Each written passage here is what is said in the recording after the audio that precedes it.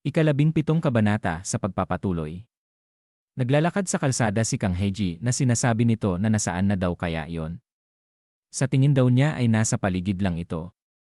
At tumingin sa paligid habang pinupunasan ang pawis na sinasabi sa kanyang isip na hindi daw niya akalain na kailangan niyang makialam dito pero hindi daw niya maiwasang mag-alala para sa kanya. Habang naglalakad ay nakita niya ang isang kotse. At nang makalapit siya ay napasabi na pamilyar daw ang kotse na ito. Maaaring ito daw ba ay? At bumukas ang pinto ng kotse at lumabas ang isang lalaking nakaitim na sinabi nito sa kanya na tanga daw ba talaga siya. Nakalimutan na daw ba niya ang babala nila? Na ikinagulat ni Kang Haji na ito ay napanganga at napawika na sinasabi ko na nga ba. At mabilis na napalingon si Kang Haji na nakita niya si Jenny na dumaan. At mabilis na tumakbo siya habang sinisigaw na Jenny. Na hinahabol siya ng dalawang lalaking nakaitim. At nahuli siya na mabilis na tinakpan ang kanyang bibig na sinasabi sa kanya na hoy. Bakit daw siya ay? At sinasabi niya habang takip ang bibig niya na pwede bang bitawan daw niya siya. Na malakas na pinilipit ni Kang Haji ang kamay ng lalaki. Habang nakatingin ito sa kanya ay dumadaing ito ng sakit na sinasabi na buwisit kang bata ka.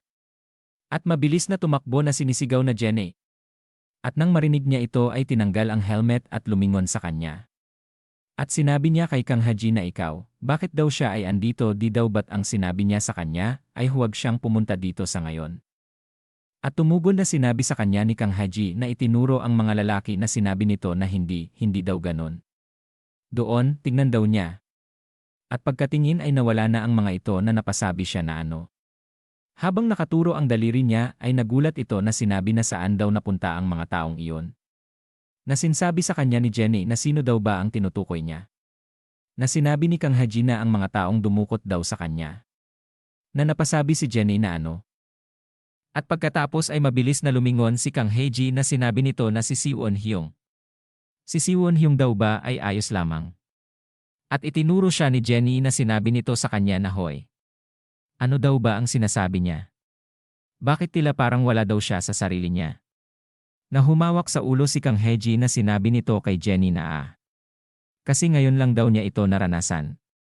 At biglang nagulat sila nang may mapakinggan na napasabi si Jenny na ano daw iyon. Na makikita si Lee Siwon na napatilapon sa bintana na ikinabasag ng salamin. At siya ay patuloy na umaatras. Makikita ang muka niya na sinasabi sa kanya na hindi daw ba't parang napakabagal niya. Na ikinagulat nito. At pagkatapos ay umikot siya gawa ni Yang Gilnam. Na mabilis niyang itinukod ang kanyang kamay na tumingin kay Yang Gilnam. At pagkatapos ay gumawa ng isang atake na sinipa niya ito. Habang nakatingin si Lee Siwon ay sinabi sa kanya ni Yang Gilnam na sasabihin niya daw ulit ito sa kanya. Na siya daw talaga ay napakabagal. At makikita na siya ay tinuhod nito na siyang ikinalipad niya sa ere, pero ito ay nadepensahan niya. Hawak ang baston ay sinabi sa kanya ni Yang Gilnam na mukhang ito daw ay tapos na. At gumawa siya ng atake gamit ang enerhiya na pinatama kay Lee Siwon na ikinagulat nito. Na ito ay hinarang niya gamit ang mga nakakrus na mga braso. Na inulit niya muli ang pag-atake kay Lee Siwon na tinamaan muli ito na nakaharang ang kanyang mga braso. At pagkababa mula sa ere ni Lee Siwon ay patuloy pa rin ang pag-atras niya. Na makikita ang muka ni Yang Gilnam na hindi makapaniwala. Na makikita ang mga braso ni Lee Siwon ay namumula na ikinasira ng damit nito. Habang nakatitig si Yang Gilnam kay Lee Siwon ay napasabi ito sa isip na hinarap daw niya ang Double Dragon Chain Dance. Dagdag pa niya na sinabi sa isip na aksidente lang daw ba yon? Kung hindi daw ganun ano daw yon? Habang nakatitig ito ay nakarinig siya ng boses na tinatawag ang pangalan ni Lee Siwon. Ang mga ito pala ay sina Kang Haji at Jenny. Na sinasabi nito na ano daw ang nangyayari dito. At siya daw ba ay ayos lamang. Na napapaisip lamang si Kang Haji. At napaturo si Kang Haji na sinabi niya na yan daw ay si. Na sinigaw ni Jenny na Yang Gilnam. Na napasabi si Kang Haji na ano. Na itinuro ni Jenny si Lee Siwon na sinabi niya kay Yang Gilnam na ano daw ba ang ginagawa niya. Na tumugon na napasabi ito na Jenny ano daw ang ginagawa niya rito. Na sinabi sa kanya ni Jenny na pumunta daw siya dahil narinig niyang darating si Yang Gilnam. Pero bakit daw siya nananakit? At sinabi sa kanya ni Lee Siwon na Jenny, umatras daw siya. Ito daw ay isang bagay na hiniling niya kay President Yang. Na nagulat ito na napasabi na ano. Makikita ang muka ni Jenny na may magsalita na tama daw yon Jenny. Ito pala ay si Gyubom na sinasabi niya habang nasa likod ni Yang Gilnam na. Pinagbigyan daw ni President Yang ang kahilingan ng pinuno ng clan at hinarap siya sa pamamagitan ng martial arts. Na sinabi sa kanya ni Jenny na hindi, pero bakit daw niya ginagawa iyan sa loob ng bahay. Natumugon sa kanya si Yang Gilnam na napasabi na nawalan na daw siya ng ganang makipaglaro. Sinabi pa niya habang papaalis na sa pulong na lang daw ng clan na lang nila pag-usapan ang natitirang bahagi ng sagot niya, pinuno ng clan. Habang madadaanan si Kang Heji ni Yang Gilnam ay natatakot ito. At pagkadaan sa gilid niya ay sinabi nito na tandaan daw niyang mabuti ang payo niya. At pagkaalis nito ay pinagmasdan siya ni Kang Heji. At napatingin si Lee Si-won sa kanyang mga kamay na napasabi ito na gaya daw ng inaasahan. Kahanga-hanga daw ang martial arts ng Sanwoo clan. Na napatingin sa kanya si Jenny. At sinabi nito kay Lee Si-won na kung ayos lang daw ba siya. At tumugon ito na okay lang daw siya. Salamat daw sa pag-aalala. At pagkatapos ay nakatingin pa din si Kang Haji kay Gilnam na napasabi na sino daw yung matandang iyon. Na sinabi sa kanya ni Lee Si-won na hindi daw ba't nakipagkita na siya kay President Yang. Na napahawak sa ulo na. Sinasabi ni Kang Haji na ano? Oh. Saglit daw niya siyang nakilala kaninang umaga. Na sinabi sa kanya ni Jenny na ano? Nakilala niya ang matandang iyon na si Gilnam kanina. Natumugon sa kanya si Kang Haji na tama. Pero hindi daw niya narinig kung sino siya. At nagulat si Kang Haji nang sabihin sa kanya ni Gyubom na si President Yang daw ay isang taong may mahalagang trabaho sa Sanwoo clan. Na sinabi naman ni Jenny na humawak sa ulo na buwisit. Paano daw nangyari na ang isang bagay na ginawa ng lihim ay nalaman na agad sa loob ng isang araw? Natumugon na sinabi ni Gyubom na hindi na daw nakakagulat kung isa sa alang-alang niya ang impluensya ni President Yang sa Sanwoo clan. At napasimangot si Kang Haji na sinasabi sa isip na ang matandang iyon daw ay siguro isang mahalagang tao. Habang nakatalikod si Lee Si-won ay sinabi sa kanya ni Jenny na gayon paman, para saan daw ba ang pagpunta ng matandang Gilnam dito? Natumugon si Lee Si-won na wala lang daw iyon. Na sinabi pa niya na ang gusto lang daw niya ay magbitiw daw siya sa posisyon ng pagkapinuno ng clan. Na ikinagulat ng dalawa na napasabi ng ano. At lumipat ang eksena kay Yang Gilnam na nasa loob ng sasakyan na may nagtatanong sa kanya na kung sinabi daw ba niya talaga iyon sa kanya ng ganun. Natumugon si Yang Gilnam na tama. Iyon daw talaga ang sinabi niya sa kanya. Na makikita ang dalawa sa monitor na sinabi ng isa na hindi daw ba siya masyadong nagmamadali. Na sinabi naman ng nasa kanan na tama daw siya. Hindi pa daw ba malalakas ang dalawang elder sa clan? At tumugon sa kanila si Gilnam na nakapikit na sinabi sa kanila na bakit. Sa tingin daw ba nila nahirapan siyang makipagkita sa pinuno ng clan? Na sumagot sa kanya ito na ano daw ang ibig niyang sabihin. Na sinasabi nito habang tumatakbo ang sinasakyan niya na. Kahit na daw mahusay siya sa advanced martial arts, ang pinuno daw ng clan ay isa lamang bata na hindi kayang kontrolin ang kanyang emosyon. Nakangiting sinabi pa niya na hindi daw ba't. Iyon ang dahilan kaya siya nagdulot ng maraming problema, dahil umaakto siya ayon sa kanyang kapritsyo. Dagdag pa niya na para daw sa mga ganitong klase ng bata, kailangan niya lang daw tamaan ang kanyang damdamin at magwawala na siya ng kusa.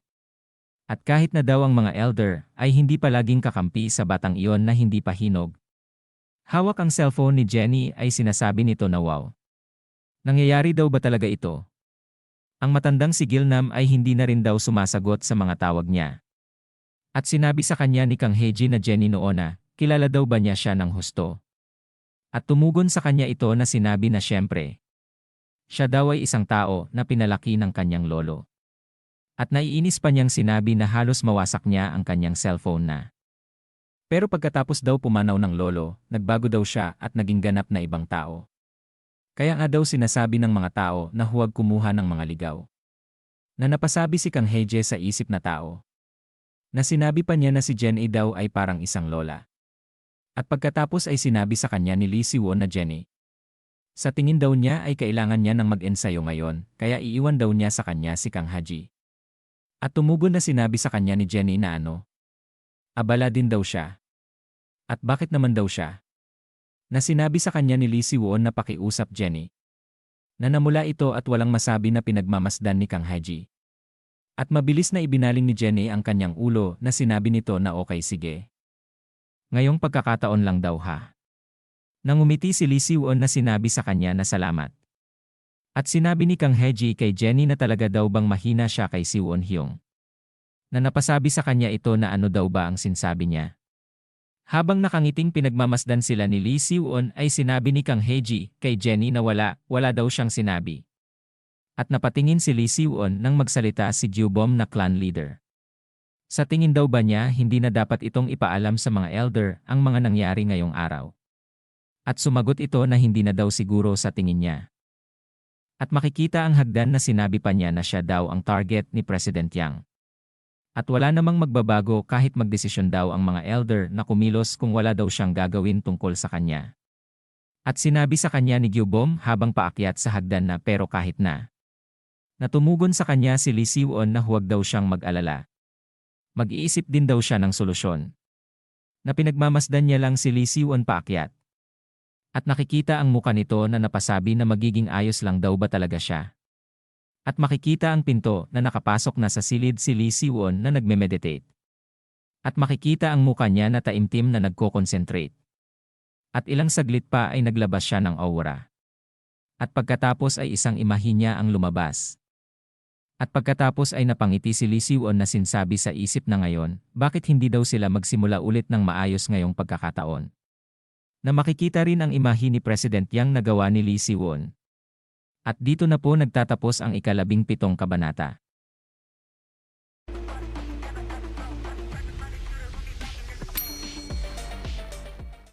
Ika-18 kabanata sa pagpapatuloy. Habang hingal na hingal si Kang Haji, ay nakapangalong babang sinasabi ni Jenny na nakakabahala. Ilang araw na daw mula nang si Si-won ay nagkulong sa bahay. At wala daw siyang ideya kung ano ang ginagawa niya.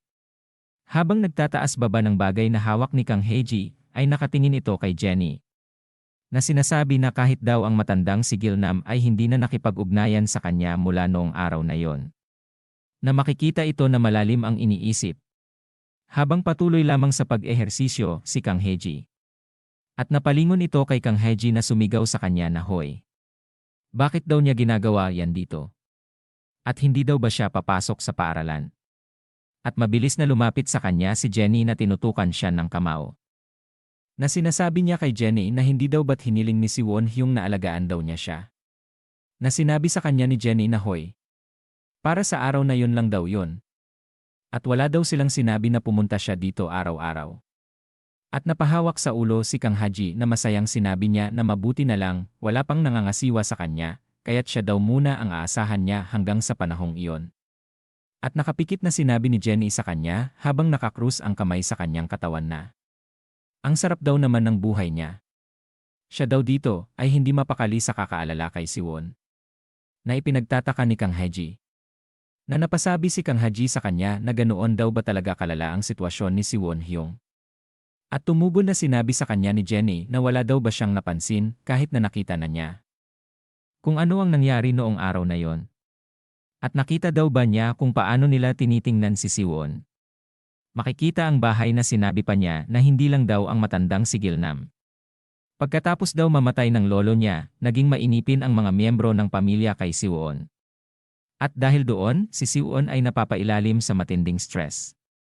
At napasabi si Kang Haji na ikinatingin ni Jenny na pero bakit daw niya siya tinutulungan. At napahawak sa kanyang ulo. Na sinasabi niya na kung siya daw ang nasa ganoong kalagayan, hindi daw niya kayang tumulong sa iba. Na makikita ang muka ni Jenny na malungkot. Na napatingin si Kang Haji nang sabihin sa kanya ni Jenny na hindi daw dahil doon. At sinabi pa niya habang nag-ensayo sa kahoy na ganyan lang daw talaga si Si-won. Isa siyang tanga na inuuna ang mga tao sa paligid niya. Dagdag pa niya na nakatingin sa kanya si Kang Haji na gayunman, dahil daw doon, marami siyang naipong trabaho para sa kanya. Na napasabi si Kang Haji na ikinamula ni Jenny na ang ibig daw bang sabihin nito ay gusto niya si Si-won-hyung. At biglang inipit ng dalawang kamao ang ulo niya na sinasabi na sino daw ang nagsabing gusto sino ha. Na napasabi si Kang Haji na sorry na. At pagkatapos ay sinabi niya kay Kang Haji na kung mag-ensayo daw siya, gawin niya daw ito ng maayos. At ang paulit-ulit na pag-uulit daw ng parehong galaw ay hindi pagsasanay. At seryosong napatingin sa kanya si Kang Heji na sinasabi sa kanya ni Jenny na ang dapat daw niyang pagtuunan ng pansin ngayon ay hindi ang kanyang mga galaw, kundi ang kanyang ki. Sinasabi pa niya habang nag-iensayo sa kahoy na ang pagsasanay daw sa martial arts ay ang proseso ng pagbuo ng kanyang ki.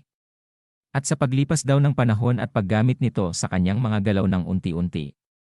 Gaano daw man karaming ki ang mayroon siya, hindi daw niya magagamit ang martial arts kung hindi daw niya ito mailapat sa kanyang mga galaw. Dagdag pa niya na kaya dapat daw niyang sanayin ang pag-ayon ng kanyang ki sa mga simpleng galaw. Makikita ang muka ni Jenny na sinasabi sa kanya ni Kang Haji na ang karanasan daw ay naipon sa pamamagitan ng ki at kigong sa anyo ng martial arts. Tama daw ba siya?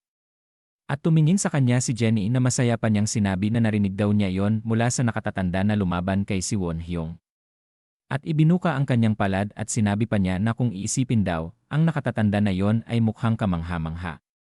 Ang ginawa lang daw niya ay ilagay ang kanyang kamay sa ere at may sumabog na. At inipit na naman siya ng kamao ni Jenny sa ulo at sinabi niya na hoy. Nakalimutan niya na daw ba nakalaban nila ang nakatatanda na yon? At bakit daw niya siya pinupuri sa harap niya?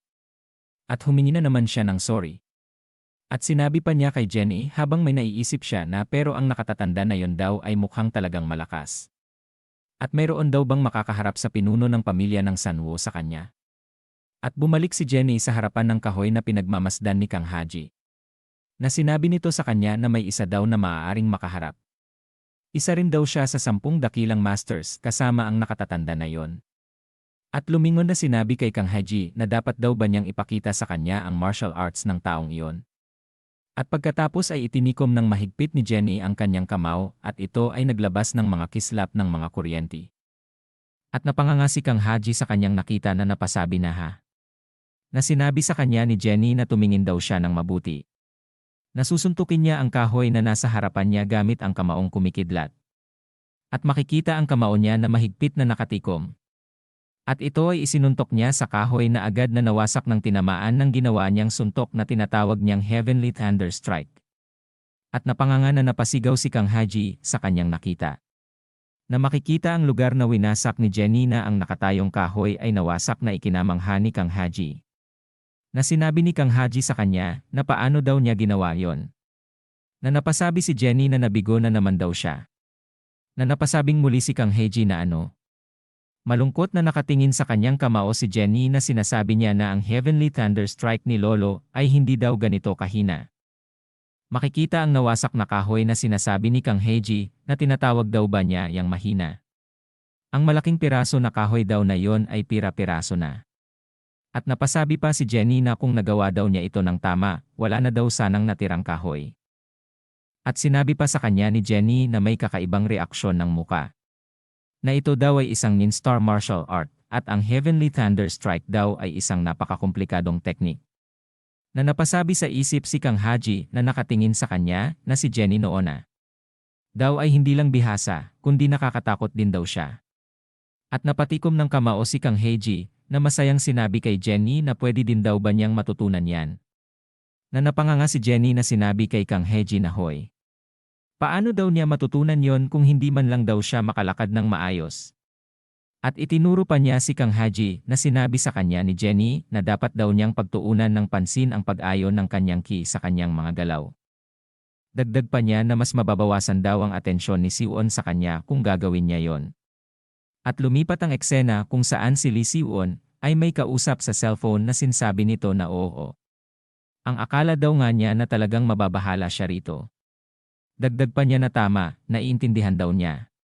Magkita na lang daw sila sa pagtitipon ng pamilya. At pagkatapos ay sinabi sa kanya ni Gyubum na ito daw ba ay ang nakatatanda.